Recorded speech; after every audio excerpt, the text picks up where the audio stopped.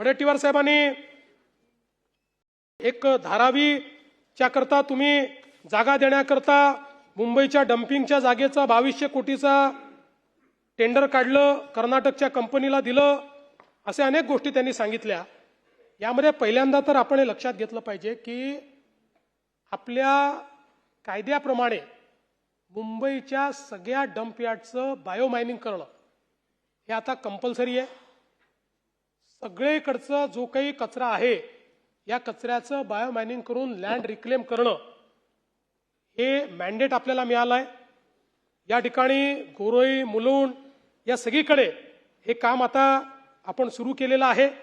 या संदर्भात महानगरपालिकेने बायोमायनिंगची 2440 कोटीची निविदा दिली आहे, 2200 नाही, ज्याच्यामध्ये बायोमायनिंग करायचं आहे, उत्खनन, वाहतूक आणि शास्त्रीय पद्धतीनं विल्हेवाट अशा सगळ्या गोष्टी याच्यामध्ये आहेत।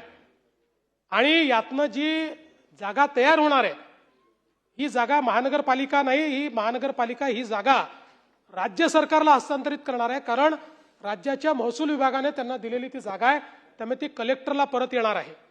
आणि यातली काही जागा ही महानगरपालिका वीज निर्मिती प्रकल्प आणि सीएनडी वेस्ट करता वापरणार आहे।